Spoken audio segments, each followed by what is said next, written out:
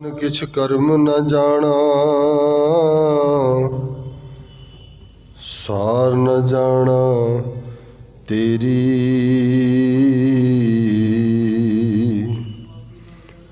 सब ते वड्डा सतगुर नानक,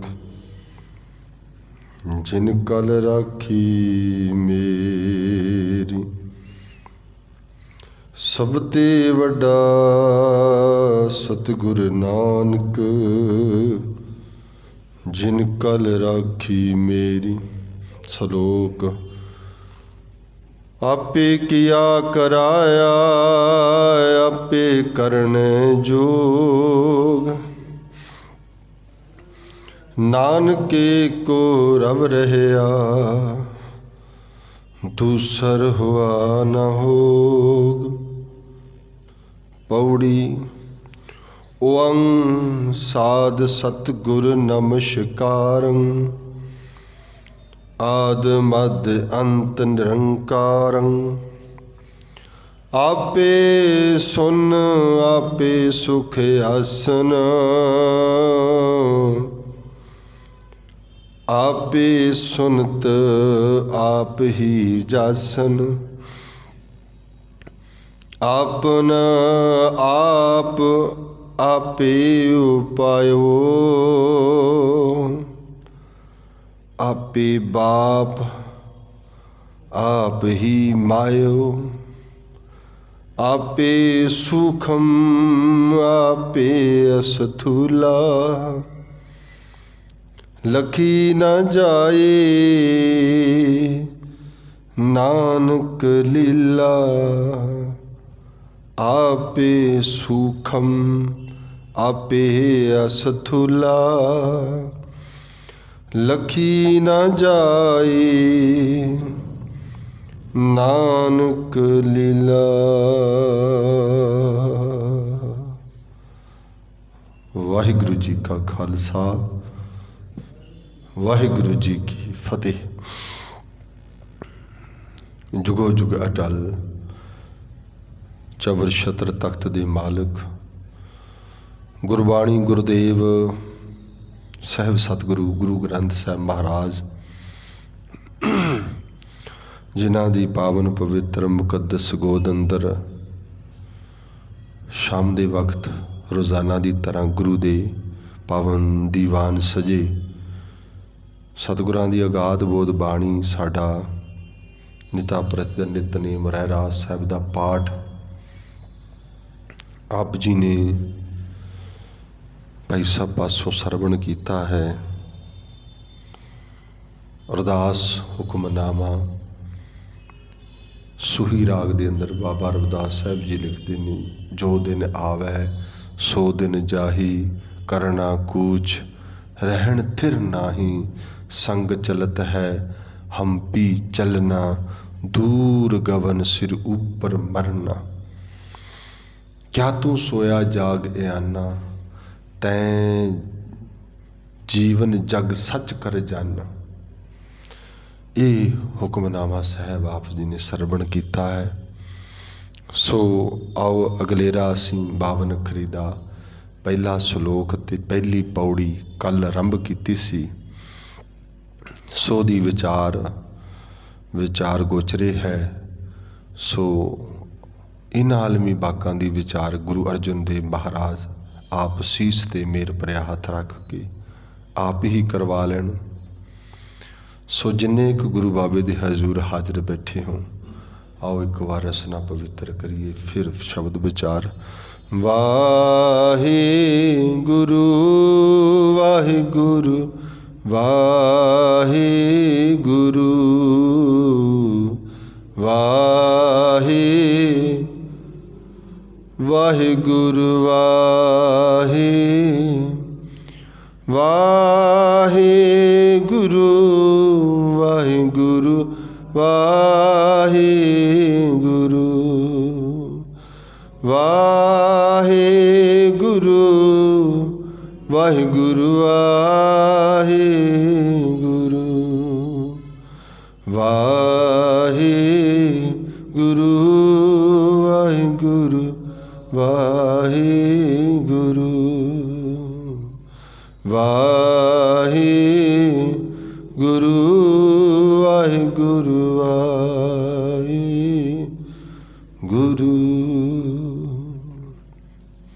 ਗੁਰੂ ਪਾਤਸ਼ਾਹ ਜੀ ਕੱਲ੍ਹ ਅਸੀਂ ਸ਼ਲੋਕ ਪੜ੍ਹਿਆ ਸੀ, ਆਪੇ ਕੀਆ ਕਰਾਇਆ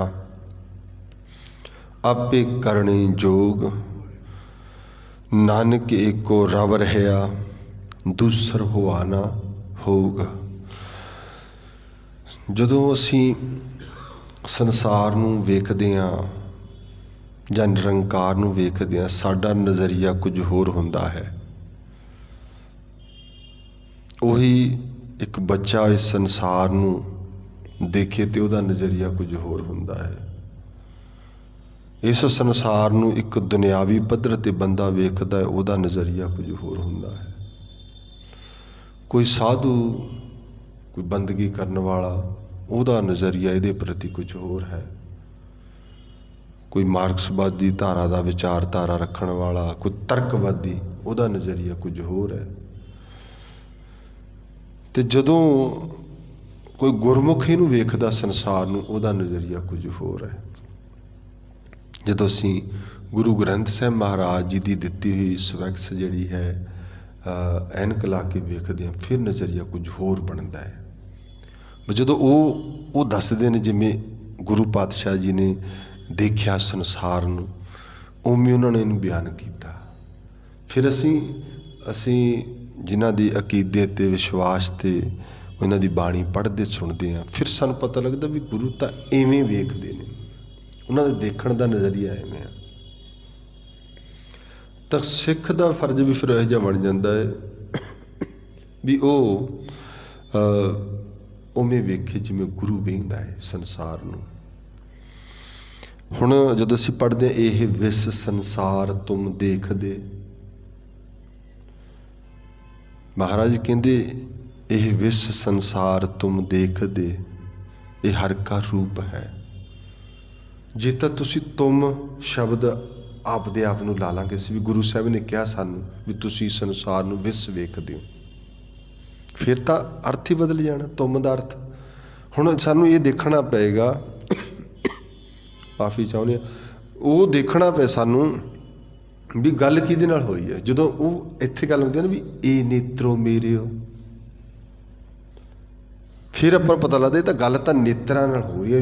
ਨੇਤਰਾਂ ਨੂੰ ਕਹਿ ਰਹੇ ਨੇ, ਅੱਖਾਂ ਨੂੰ ਕਹਿ ਰਹੇ ਨੇ ਵੀ ਅੱਖਾਂ ਨੂੰ। ਸਾਹਿਬ ਮਹਾਰਾਜ ਕਹਿੰਦੇ ਇਹ ਵਿਸ ਸੰਸਾਰ ਤੁਮ ਦੇਖਦੇ, ਇਹ ਅੱਖਾਂ ਨੂੰ ਕਿਹਾ ਵੀ ਤੁਸੀਂ ਕੀ ਦੇਖਦੇ ਹੋ, ਸੰਸਾਰ ਨੂੰ ਵਿਖ ਵੇਖਦੇ ਹੋ, ਸੰਸਾਰ ਵਿੱਚ ਵਿਸ਼ੇ ਵੇਖਦੇ ਹੋ।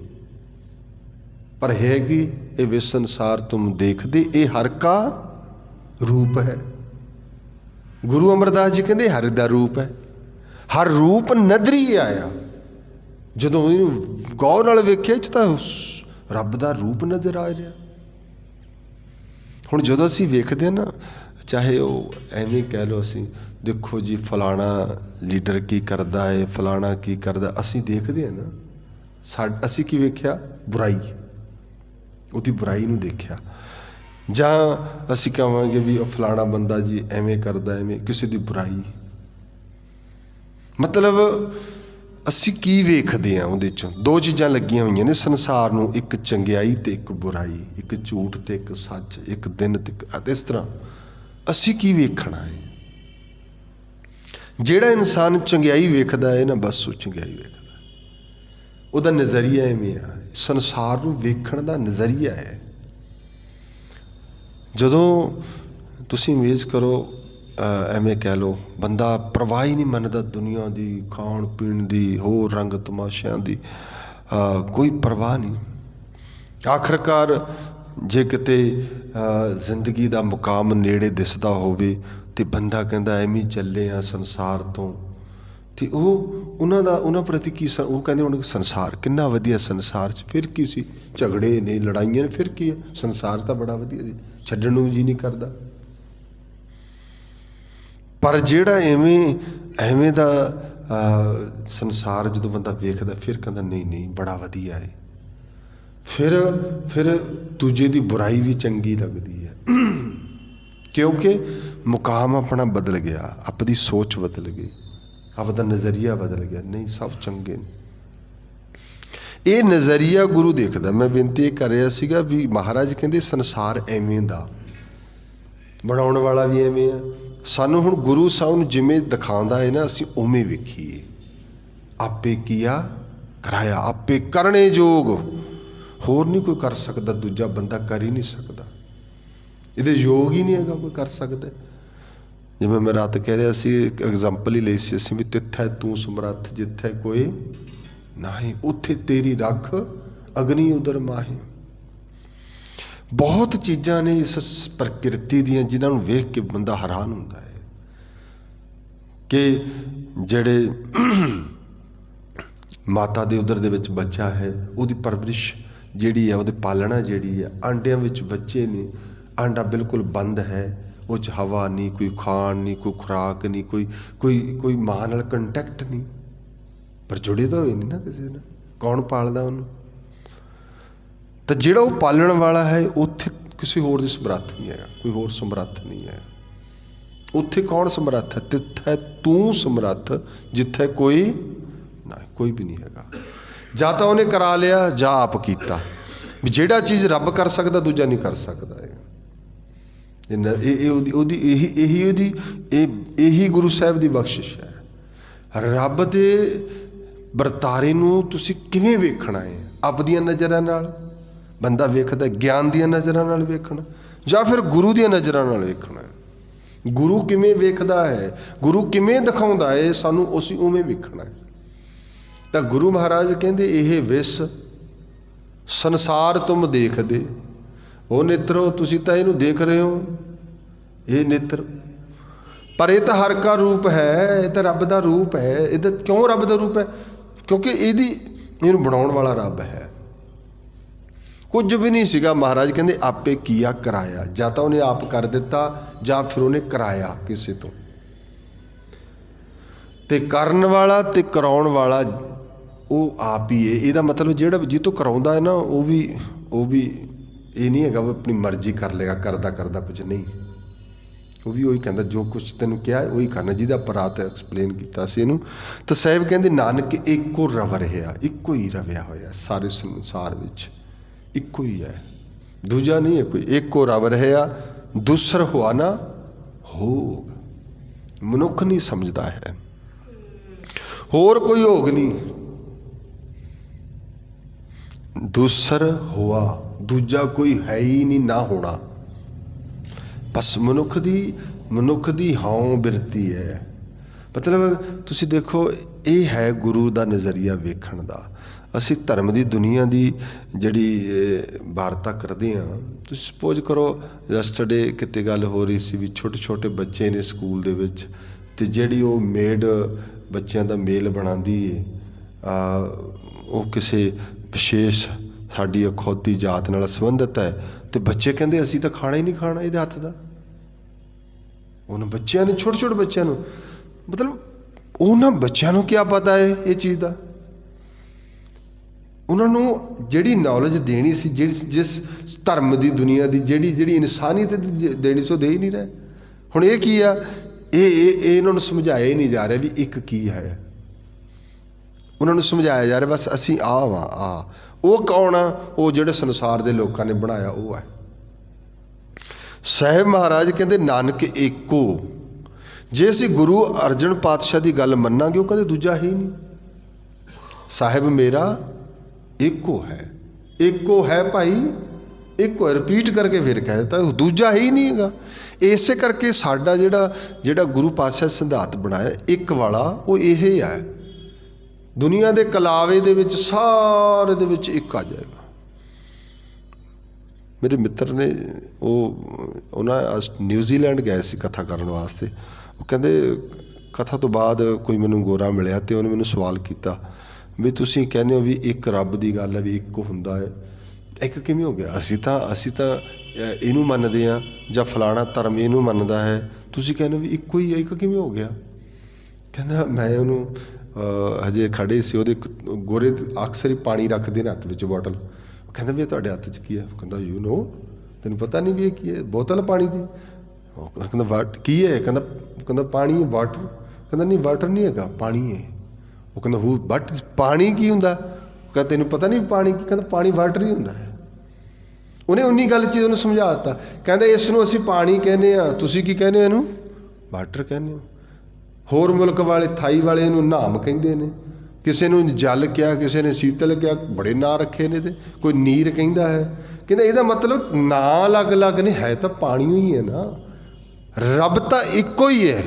ਗੁਰੂ ਨਾਨਕ ਪਾਤਸ਼ਾਹ ਦੇ, ਇਹ ਗੁਰੂ ਅਰਜਨ ਪਾਤਸ਼ਾਹ ਦਾ ਕਹਿੰਦੇ, ਮਹਾਰਾਜ ਕਹਿੰਦੇ ਉਹ ਇੱਕੋ ਹੀ, ਨਾਨਕ ਇੱਕੋ ਰਵ ਰਹਿਆ। ਰਵੇ ਹੋਏ ਦੋ ਨਹੀਂ ਹੈਗੇ ਸ੍ਰਿਸ਼ਟੀ ਵਿੱਚ, ਰਵੇ ਹੋਏ ਦੋ ਨਹੀਂ, ਇੱਕੋ ਹੀ ਰਵਿਆ ਹੋਇਆ। ਕਿਉਂਕਿ ਜਿਸ ਦਿਨ ਇਹਨੇ ਇਕੱਠਾ ਹੋਣਾ ਹੈ ਉਦੋਂ ਵੀ ਇਹਨੇ ਇੱਕ ਹੋ ਜਾਣਾ। ਮਹਾਰਾਜ ਕਹਿੰਦੇ ਕਰਨ ਕਰਾਵਣ ਕਰਨੇ ਜੋਗ, ਜੋ ਤਿਸ ਭਾਵੈ ਸੋਈ ਹੋਗ। ਖਿਨ ਮੈਂ ਥਾਪ ਉਥਾਪਣ ਹਾਰਾ, ਅੰਤ ਨਹੀਂ ਕਿਛ। ਉਹਦਾ ਕੋਈ ਦੂਜਾ ਹੀ ਨਹੀਂ ਗਾ। ਇਸ ਕਰਕੇ ਕਹਿੰਦੇ ਇੱਕੋ ਹੀ ਹੈ ਭਾਈ, ਦੂਸਰ ਕੋਈ ਹੋ ਨਹੀਂ ਸਕਦਾ, ਦੂਜਾ ਕੋਈ ਕਰ ਹੀ ਨਹੀਂ ਸਕਦਾ ਹੈਗਾ। ਜਿਹੜੇ ਅਸੀਂ ਕੱਲ੍ਹ ਗੱਲ ਕਰਦੇ ਸੀਗੇ ਕਿ ਮਹਾਰਾਜ ਨੇ ਜਦ ਆਪ ਕਰਾ ਲਿਆ ਨਾ, ਤਾਂ ਜਾਂ ਫਿਰ ਇਹਨਾਂ ਨੂੰ ਦੂਜੇ ਤੋਂ ਆਪ ਕੀਤਾ ਕਿਸੇ ਚੀਜ਼ ਨੂੰ। ਇੱਕ ਅੰਬਾਈ ਜੁਗਤ ਵਿਆਈ ਤਿੰਨ ਚੇਲੇ ਪ੍ਰਵਾਨ, ਇੱਕ ਸੰਸਾਰੀ ਇੱਕ ਭੰਡਾਰੀ, ਇੱਕ ਲਾਏ ਦੀਵਾਨ। ਜਿਵ ਤਿਸ ਭਾਵੈ ਤਿਵੈ ਚਲਾਵੇ। ਜਿਵੇਂ ਰੱਬ ਨੂੰ ਪਾਉਂਦਾ ਉਵੇਂ ਇਹ ਤਿੰਨੇ ਕੰਮ ਕਰਦੇ ਨੇ। ਇਹਦੇ 'ਤੇ ਬੜੀ ਡਿਸਕਸ਼ਨ ਹੋਈ ਆ। ਜਿਵੇਂ ਤੁਸੀਂ ਦੇਖੋ ਹਰ ਇੱਕ ਧਰਮ ਦੀ ਜਿਹੜੀ ਆਪਣੀ ਫਿਲਾਸਫੀ ਹੈ। ਹਿੰਦੂਇਜ਼ਮ ਇਹ ਗੱਲ ਕਹਿੰਦਾ ਹੈ ਵੀ ਜਦੋਂ ਧਰਮ ਜਿਹੜਾ ਮਨੁੱਖ ਪੈਦਾ ਹੋਇਆ ਉਹ ਬ੍ਰਹਮਾ ਤੋਂ ਪੈਦਾ ਹੋਇਆ। ਅਤੇ ਉਹਨੂੰ ਪੁੱਛਿਆ ਤੇ ਕਿ ਬ੍ਰਹਮਾ ਕਿੱਥੋਂ? ਕਹਿੰਦੇ ਜੀ ਬ੍ਰਹਮਾ ਤਾਂ ਕਮਲ ਤੋਂ ਫਲ ਪੈਦਾ ਤੋਂ ਹੋਏ ਨੇ। ਤੁਸੀਂ ਆਪ ਹੀ ਦੇਖੋ ਇਸ ਗੱਲ 'ਤੇ ਮੈਂ ਬੜੀ ਇੱਕ ਜਗ੍ਹਾ 'ਤੇ ਡਿਬੇਟ ਲਿਖੀ ਹੋਈ ਸੀ, ਪੜ੍ਹੀ। ਉਹ ਕਹਿੰਦਾ ਵੀ ਤੁਸੀਂ ਠੀਕ ਹੈ, ਤੁਸੀਂ ਕਹਿੰਦੇ ਵੀ ਪਹਿਲਾਂ ਉਹ ਪੈਦਾ ਹੋਏ, ਫਿਰ ਉਹਨਾਂ ਤੋਂ ਸੰਸਾਰ ਪੈਦਾ ਹੋਇਆ।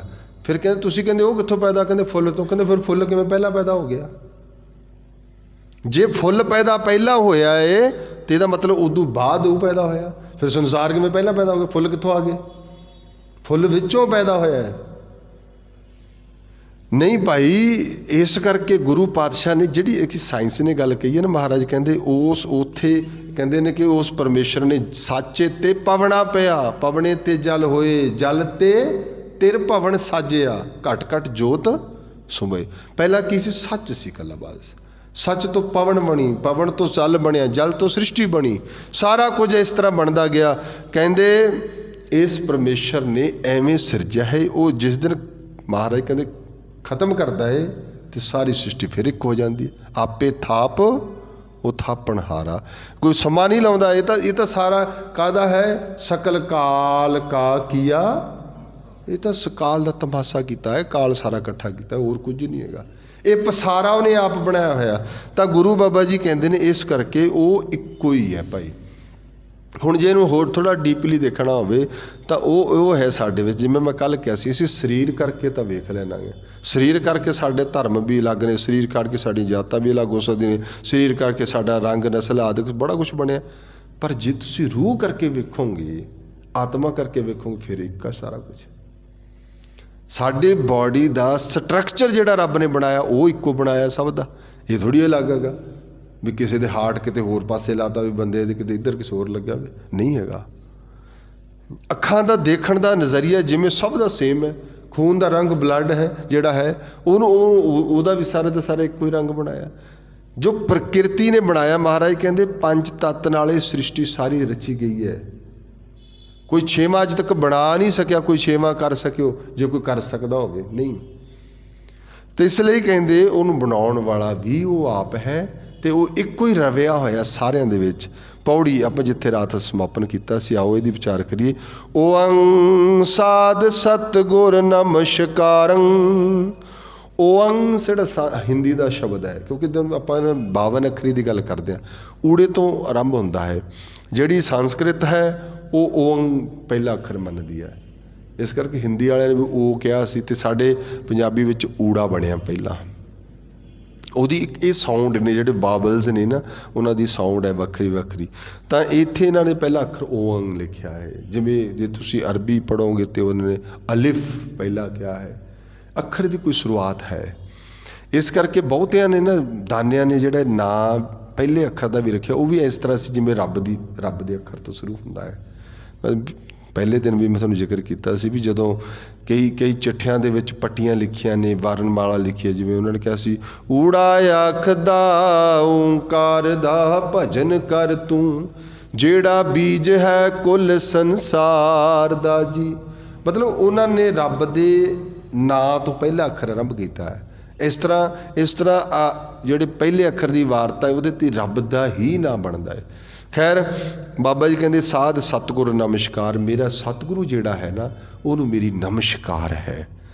ਮੰਗਲਾਚਰਨ ਸਰੂਪ ਵਿੱਚ ਹੈ ਆਦ ਮਦ ਅੰਤ ਨਿਰੰਕਾਰ, ਜਿਹੜਾ ਆਦ ਹੈ, ਮਦ ਹੈ, ਅੰਤ ਹੈ। ਮੈਂ ਰਾਤ ਜ਼ਿਕਰ ਇਹਦੇ 'ਤੇ ਕੀਤਾ ਸੀ ਵੀ ਜਿਹੜੀ ਚੀਜ਼ ਆਦ ਹੋ ਗਿਆ ਉਹਦਾ ਤਾਂ ਅੰਤ ਵੀ ਬਣ ਗਿਆ ਫਿਰ, ਅਤੇ ਜਿਹਦਾ ਅੰਤ ਹੋ ਗਿਆ ਉਹ ਤਾਂ ਫਿਰ ਰੱਬ ਦਾ ਅੰਤ ਹੋ ਗਿਆ ਨਾ। ਅਤੇ ਰੱਬ ਨੂੰ ਤਾਂ ਬਾਣੀ ਵਿੱਚ ਕਿਤੇ ਵੀ ਨਹੀਂ ਅੰਤ ਕਿਹਾ। ਇਹ ਸ਼ਬਦ ਕਿਹਦੇ ਲਈ ਹੈ? ਇਹ ਸੰਸਾਰ ਦੀ ਕ੍ਰੀਏਸ਼ਨ ਦੇ ਲਈ ਹੈ। ਆਦ ਅੰਤ, ਇਹਦੇ ਵਿਚਕਾਰ ਹੈ ਮਿਡਲ ਮੱਧ। ਇਹ ਮੱਧ ਉਹ ਵਾਲਾ ਮੱਧ ਨਹੀਂ ਹੈਗਾ ਜਿਹੜਾ ਬਿਲਕੁਲ ਆਪਾਂ ਕਹਿੰਦੇ ਨਾ ਵਿਚਕਾਰਲਾ ਪੂਰਲਾ ਤੋਲਿਆ ਹੈ ਪੁਆਇੰਟ, ਉਹ ਵਾਲਾ ਮੱਧ ਨਹੀਂ। ਮੱਧ ਦਾ ਮਤਲਬ ਕੀ ਹੈ? ਸ੍ਰਿਸ਼ਟੀ ਬਣੀ ਉਹ ਆਦ ਹੈ, ਜਿੱਥੇ ਸ੍ਰਿਸ਼ਟੀ ਖਤਮ ਹੋਣੀ ਉਹ ਅੰਤ ਹੈ। ਇਹਦੇ ਵਿਚਕਾਰ ਜਦੋਂ ਤੋਂ ਦੁਨੀਆ ਚੱਲ ਰਹੀ ਹੈ ਜਿਹੜੀ, ਇਹ ਮੱਧ ਹੈ ਸਾਰਾ। ਅਸੀਂ ਹੁਣ ਮੱਧ 'ਚ ਹੀ ਵਿਚਰ ਰਹੇ ਹਾਂ। ਜਿਵੇਂ ਇੱਕ ਬਸੰਤ ਰਾਗ ਦੇ ਵਿੱਚ ਆਉਂਦਾ, ਮਹਾਰਾਜ ਕਹਿੰਦੇ ਕਿੱਥੋਂ ਉਪਜੈ ਕਹਿ ਰਹੇ ਕਹਿ ਮਾਹੇ ਸਮਾਵੈ। ਕਿੱਥੋਂ ਪੈਦਾ ਹੋਏ, ਕਿੱਥੇ ਰਹਿ ਰਹੇ ਹਾਂ ਅਤੇ ਕਿੱਥੇ ਜਾ ਕੇ ਸਮਾਉਣਾ ਹੈ। ਇਹ ਸ੍ਰਿਸ਼ਟੀ ਦਾ ਇੱਕ ਵਿਧਾਨ ਹੈ। ਆਦ ਮੱਧ ਅੰਤ ਨਿਰੰਕਾਰੰ, ਨਿਰੰਕਾਰ ਵਾਹਿਗੁਰੂ ਨੇ ਤਿੰਨਾਂ ਜਿਹੜੇ ਕਨਸੈਪਟ ਦੇ ਵਿੱਚ ਸ੍ਰਿਸ਼ਟੀ ਨੂੰ ਆਦ ਕੀਤਾ ਅਤੇ ਉਹਦਾ ਅੰਤ ਕੀਤਾ। ਆਦ ਅੰਤ ਇੱਕ ਹੈ ਅਵਤਾਰਾ, ਆਦ ਅੰਤ ਇੱਕ ਹੈ ਅਵਤਾਰਾ। ਗੁਰੂ ਗੋਬਿੰਦ ਸਿੰਘ ਮਹਾਰਾਜ ਕਹਿੰਦੇ ਸੋਈ ਗੁਰੂ, ਮੇਰਾ ਗੁਰੂ ਤਾਂ ਉਹ ਹੈ। ਮਤਲਬ ਗੁਰੂ ਸ਼ਬਦ ਪਰਮੇਸ਼ਰ ਵੱਲ ਜਾ ਰਹੇ ਨੇ। ਆਦ ਅੰਤ ਏਕੇ ਅਵਤਾਰਾ ਸੋਈ ਗੁਰੂ ਸਮਝਿਓ ਹਮਾਰਾ, ਨਮਸਕਾਰ ਤਿਸੀ ਕੋ ਹਮਾਰੀ। ਕਿਹਨੂੰ? ਸਕਲ ਪ੍ਰਜਾ ਜਨ ਆਪ ਸਵਾਰੀਏ, ਸਵਾਰਿਆ ਸ੍ਰਿਸ਼ਟੀ ਨੂੰ ਸਾਰੀ ਨੂੰ। ਸਵਾਰਨ ਵਾਲਾ ਉੱਥੇ ਲਿਖਿਆ ਆਪ ਸਵਾਰੀਏ, ਕਿਸੇ ਹੋਰ ਨੇ ਨਹੀਂ ਸਵਾਰੀ। ਇਹਨੂੰ ਸਵਾਰਨ ਵਾਸਤੇ ਕਿਸੇ ਥਰਡ ਦੀ ਲੋੜ ਨਹੀਂ ਪਈ।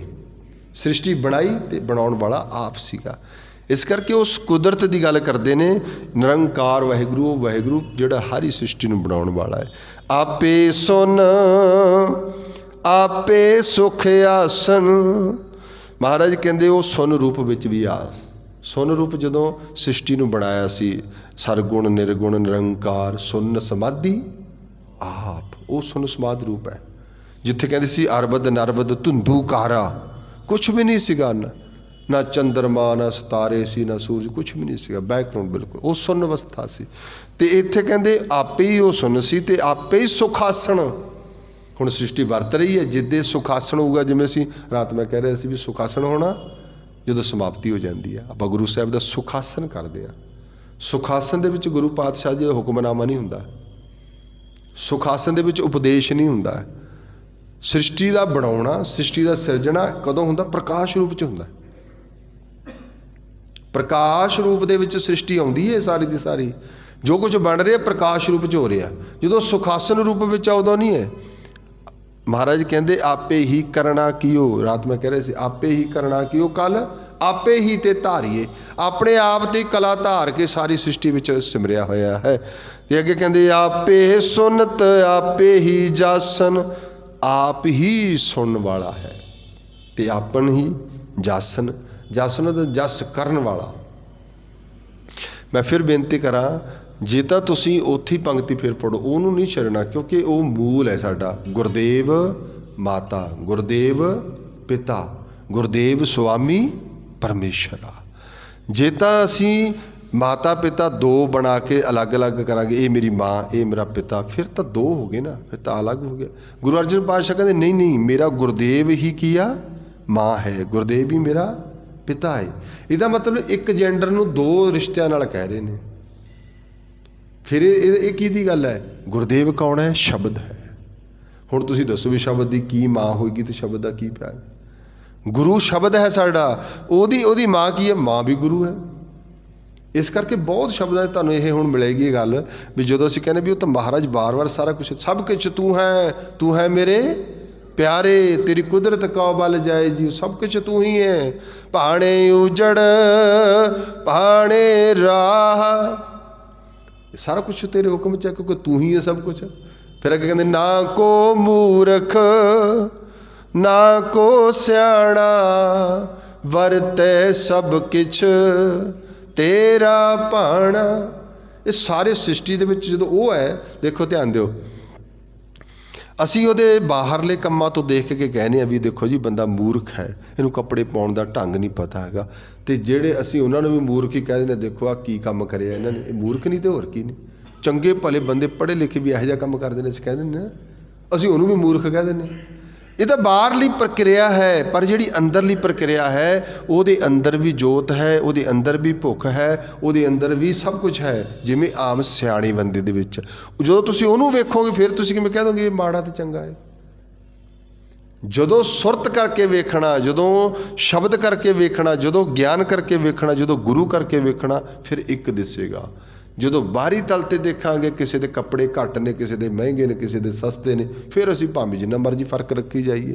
ਉਹਦੇ ਕਰਕੇ ਸੰਸਾਰ ਵਿੱਚ ਬਖਰੇਵਾ ਹੈ, ਆਪੋ ਆਪਣੇ ਕਰਮਾਂ ਕਰਕੇ ਬਖਰੇਵਾ ਹੈ। ਪਰ ਗੁਰੂ ਬਾਬਾ ਜੀ ਕਹਿੰਦੇ ਰੂਹ ਕਰਕੇ, ਜੋਤ ਕਰਕੇ ਕੋਈ ਬਖਰੇਵਾ ਨਹੀਂ। ਸਭ ਮੈਂ ਜੋਤ, ਜੋਤ ਹੈ ਸੋਏ ਤਿਸ ਦੇ ਚਾਨਣ ਸਭ ਮੈਂ। ਸਾਰਿਆਂ 'ਚ ਚਾਨਣ ਤਾਂ ਉਹੀ ਹੈ, ਫਿਰ ਨਾ ਕੋ ਮੂਰਖ ਨਾ ਕੋ ਸਿਆਣਾ। ਗੁਰੂ ਸਾਹਿਬ ਕਹਿੰਦੇ ਆਪੇ ਸੁਨਤ ਆਪੇ ਹੀ ਜਾਸਨ, ਸੁਣਨ ਵਾਲਾ ਵੀ ਉਹ ਆਪ ਹੈ, ਅਤੇ ਜਸ ਜਿਹਦਾ ਹੋ ਰਿਹਾ ਹੈ, ਜਸ ਕਰਨ ਵਾਲਾ ਉਹ ਵੀ ਆਪ।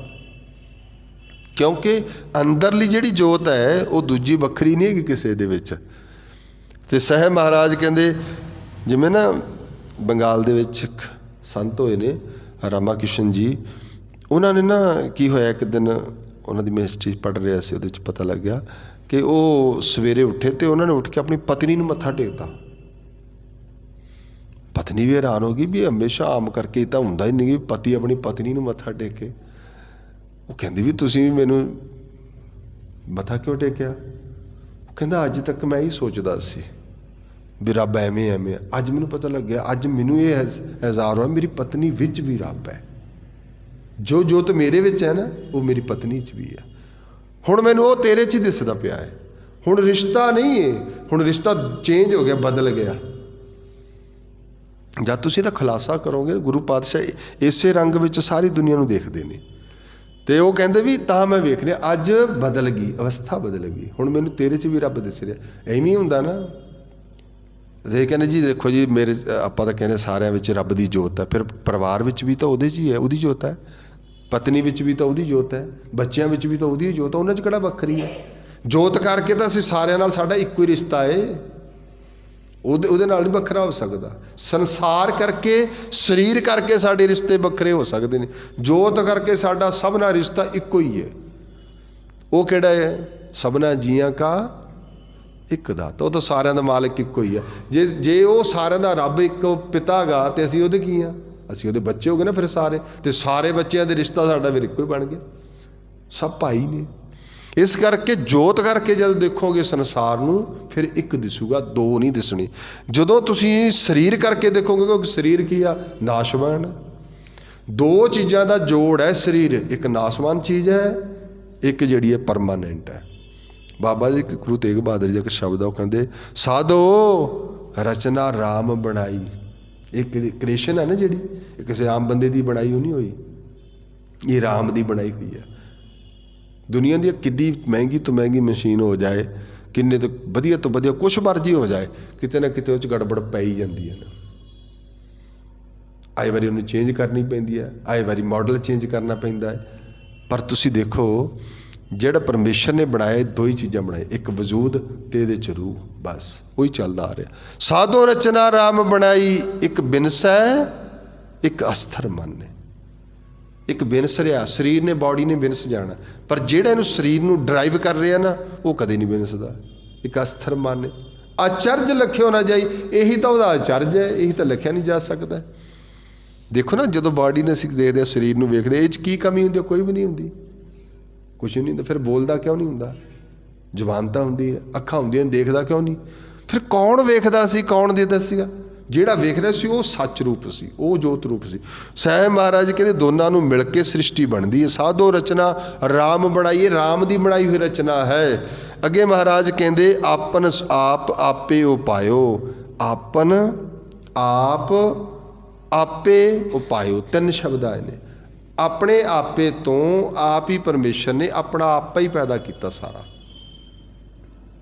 फिर गहरी गल समझनी पैगी भी तीन जगह ते है। रब जी ने कुछ भी नहीं सीगा, आपे असी रोज़ पढ़ते आपे ही करना क्यों। मैं फिर बेनती करा, आपी ने आप साजियो, दो शब्द आए ने, आपी ने आप साजियो, आपी ने रचियो नाओ, दुई कुदरत साजी। इत्थे कि दो हो गए, दुई कुदरत साजिए कर आसन डिठो चाहो। ये कुदरत ने आप साज दी, सब कुछ कुदरत दे विच साजिया, पर साजिया अपने आपे तो है, आप ही साजिया है, अपने आप तो बनाया। तो जे आप बनाने वाला एको ही है तो फिर एको ही हो गया ना, वो तो सारा कुछ उत्थे बनया, वो कित्थों आएगा।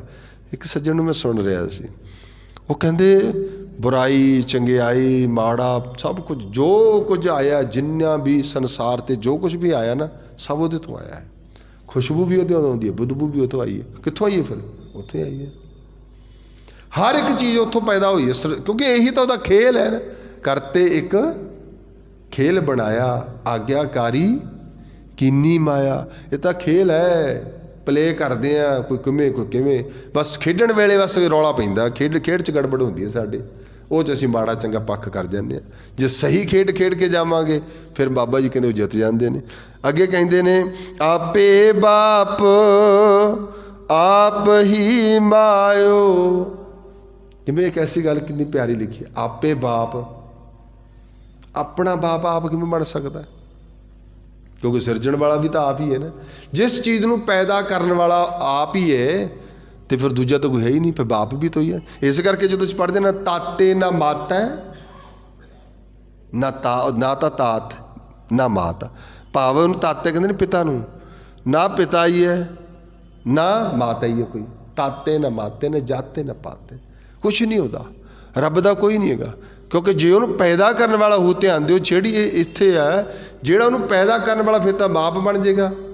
तो असी मूल मंत्र च गल कह गए भी वो तो की है, अजूनी है, तो उन्होंने कोई पैदा नहीं कर सकता। फिर आओ दुआरे वही उदाहरण, समुंदर विचों लहर पैदा हुई, तो समुंदर दे विचों जिहड़ी लहर पैदा हो गई, पैदा होने वाला उन्होंने पैदा किहने कीता? माँ ने। तो माँ कौन है उसकी? समुंदर। तो पिता कौन है? तो पिता भी समुंदर है। सूरज विचों किरण आई, उस किरण का प्यो कौन है? सूरज। तो माँ कौन है?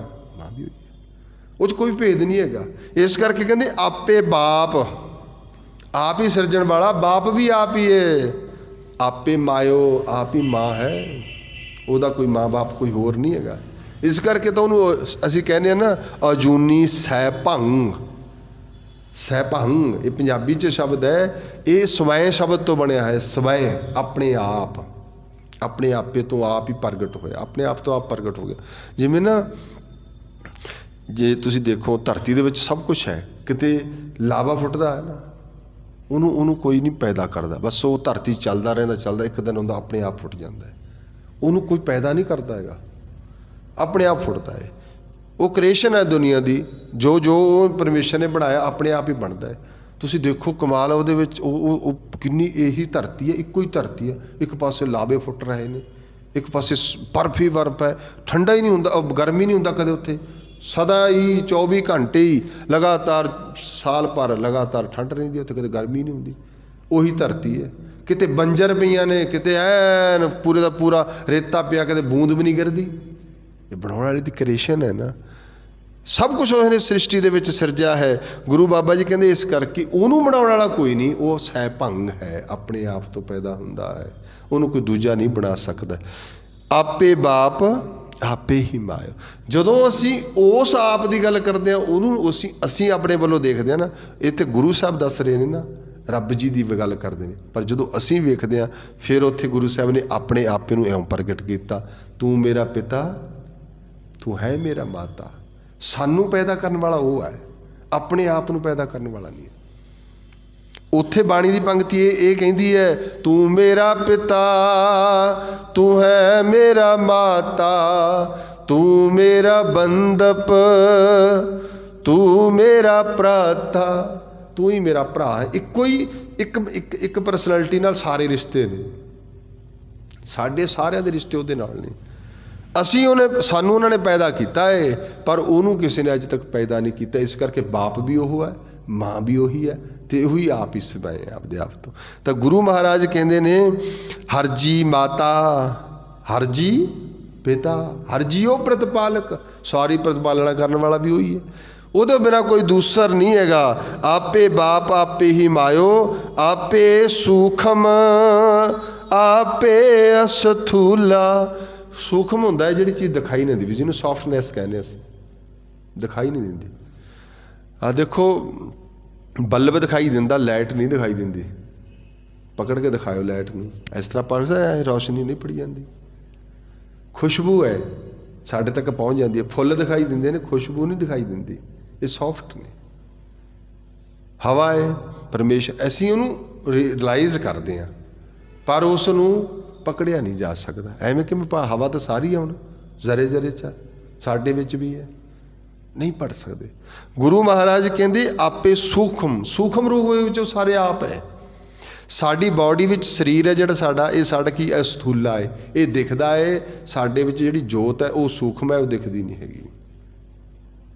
ਇਹਨੂੰ ਹੋਰ ਇੱਕ ਹੋਰ ਕਲੀਅਰ ਕਰ ਲਓ। ਜਦੋਂ ਤੁਸੀਂ ਪੜ੍ਹਦੇ ਹੋ ਕਿ ਪਵਣੇ ਮੇਂ ਪਵਨ ਸਮਾਇਆ, ਜੋਤੀ ਮੈਂ ਜੋਤ ਰਲ ਜਾਇਆ, ਮਾਟੀ ਮਾਟੀ ਹੋਈ ਏਕ, ਰੋਵਣ ਹਾਰੇ ਕੀ ਕਵਣ ਟੇ। ਇਹ ਕੀ ਹੈ? ਸਾਡੇ ਵਿੱਚ ਜਿਹੜੇ ਤੱਤ ਨੇ ਉਹ ਤੱਤਾਂ 'ਚ ਸਮਾ ਜਾਂਦੇ ਨੇ, ਬਲੀਨ ਹੋ ਜਾਂਦੇ। ਹਵਾ ਹਵਾ 'ਚ ਚਲੀ ਜਾਂਦੀ ਆ, ਅੱਗ ਅੱਗ 'ਚ ਸਮਾ ਦਿਓ, ਉਹਦੇ ਕੋਈ ਫਰਕ ਥੋੜ੍ਹੀ। ਅੱਗ ਅੱਗ ਤਾਂ ਕਿਤੇ ਮਰਜ਼ੀ ਲਾ ਦਿਓ, ਉਹਨੇ ਤਾਂ ਸਵਾਹ ਹੀ ਕਰਨਾ, ਉਹਦਾ ਸੁਭਾਅ ਹੈ। ਇਸੇ ਤਰ੍ਹਾਂ ਪਾਣੀ ਹੈ, ਇਹ ਜਿਹੜੇ ਤੱਤ ਨੇ ਸਾਰੇ ਇੱਕੋ ਸਾਰ ਨੇ, ਸਮਾ ਜਾਂਦੇ ਨੇ। ਪਰ ਸੂਖਸਮ ਜਿਹੜਾ ਹੈ, ਸੂਖਸਮ ਇਹ ਹੈ ਵੀ ਜਿਹੜਾ ਦਿਖਾਈ ਨਹੀਂ ਦਿੰਦਾ ਹੈ।